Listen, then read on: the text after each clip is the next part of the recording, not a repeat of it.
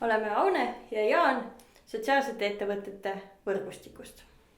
Ja nüüd teeme lähemalt tutvust sotsiaalsete ettevõtete ja nende ärimudelitega.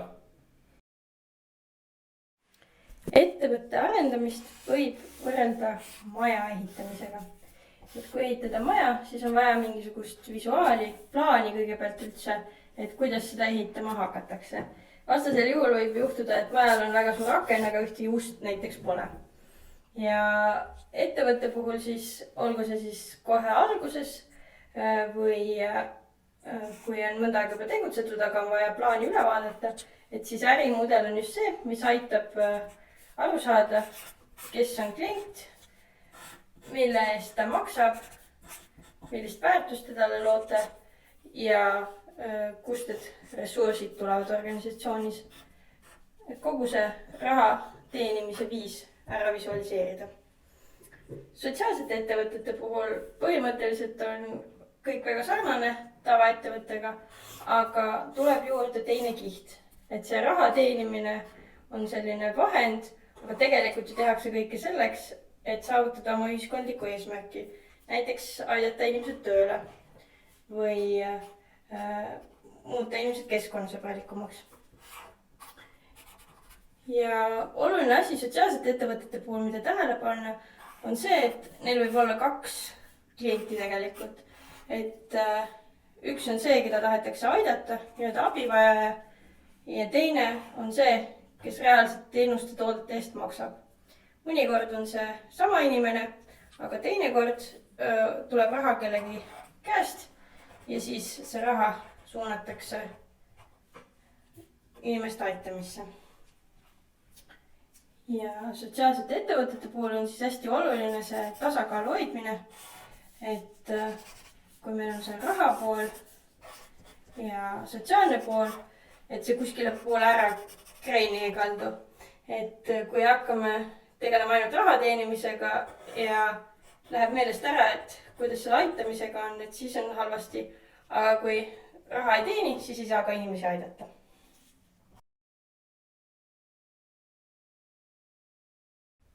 Merimetsa tugikeskus tegeleb ühe väga vajaliku valdkonnaga Eesti ühiskonna heaks.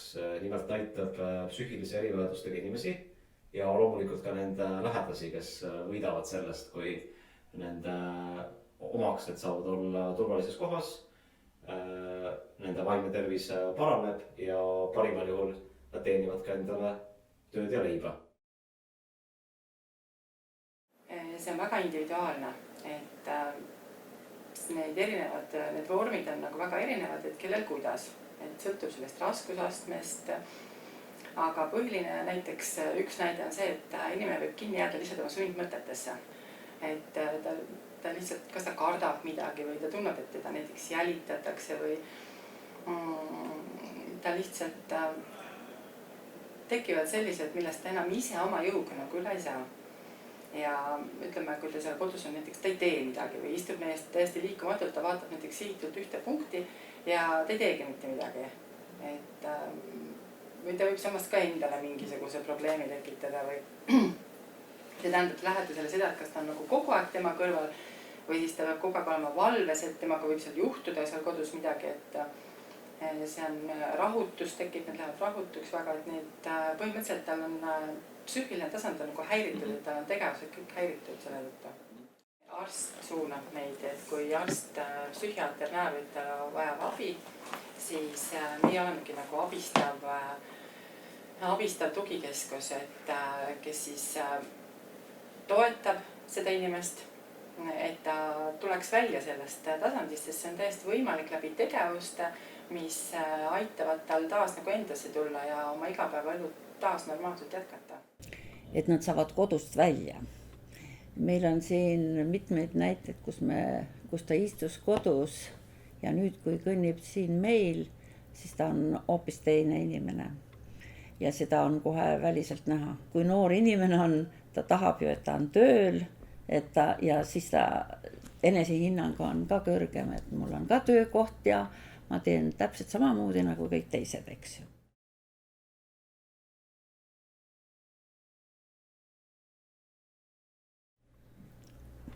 sotsiaalteenustega on nüüd niiviisi, et meie pakume siin 2 teenust, see on see töötamise toetamise teenus ja igapäevaeluga toimetuleku teenus. Ja need mõlemad teenused on siis, pearaha tuleb riigilt. Tallinna linn maksab meile kommunaalkulud ja ruumide korrashoiukulud. Ja need summad on, nad on täiesti meile sobivad, ütleme nii. Ja aga sealt, kuna riigipoolne see pearaha on küllaltki väike, siis kusagilt on veel tarvis seda kusagilt veel raha saada. Ühed asjad on meil Euroopa fondid ja muud fondid ja kus võib teha, ütleme, projekte ja taotleda raha. Mina arvan, et meil on selline pidev projekt, kuna meil on õmblustöökoda kõrval. Ja seal töötavad siis nüüd terved inimesed, mitte kliendid. Aga meil on ta sellepärast, et ütleme, mina olen varem töötanud nagu õmbluses ja olen tootmisjuht olnud, kuna see algteadmised on olemas. Ja kuna meil olid ka õmblusmasinad algselt olemas juba, siis sellel baasil liikusime edasi. Ja nüüd on muidugi Soome ja Rootsi firmaga, kellega me tegeleme ja õmbleme sinna madratsikatteid ja kardinaid ja mis tellimused tulevad, kõik me täidame, eks ju. Siis ma ütleks, et meil läheb praegu täiesti normaalselt. Ja Euroopa turule ta läheb selleks, et eks meie, kui me ka midagi õmbleme, siis Eesti turg on nii väike, et vaevalt, et me suudame need maha siin müüa. Ja me oleksime siis ammu juba pankrotis selle väikese turu tõttu. Aga praegu on ikkagi Euroopa turg taga ja siis need tellimused on ju, need tellijad nõuavad neid. On vaja neile, mida meie teeme. Eelkõige me arvestame seda, et mis talle endale nagu sobilik on. Et mida ta on harjunud tegema, mis eriala ta õppinud on, mis talle endale tundub, et talle võiks meeldida ja sobida. Valik on hästi lai, et on maalimine, on savitööd, lihtsalt selline, ütleme, paberi- ja papitööd juba, kus saab erinevaid paberist voltida, teha erinevaid pilte, seinamaale. Samas on kudumine, heegeldamine, ütleme seal kaunistuste valmistamine, erinevad aksessuaarid. Merimetsa tugikeskusel on meil pood ja mida me alates detsembrikuust nimetame Merimetsa teistmoodi pood. Et meil ladu nagu kui sellist ei ole.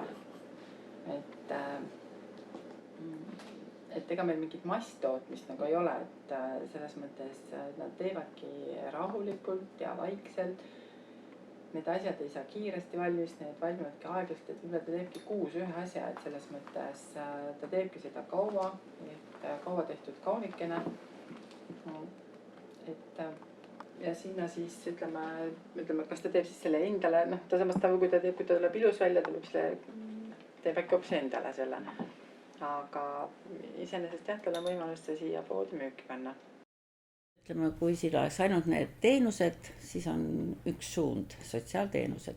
Aga nüüd on sotsiaalteenused on ühel pool ja teisel pool on ettevõtlus. Ja ettevõtluses on alati vaja seda, ma ei taha kellelegi paha öelda, aga seda loovust peab rohkem olema. Mõtteid peab rohkem olema, sest teise sotsiaaliga tegeleme, lihtsalt vaatame seaduses, et mida me peame kõik tegema ja täidame need ära, eks ju. Ettevõtluses seda ei ole, seal peab kogu aeg kiiresti mõtlema ja kiiresti tegema, et raha tuleks, sest vastasel juhul, kui sa jääd kusagile tukkuma, siis raha ka ei tule. Et ta on selline huvitavam pool ka.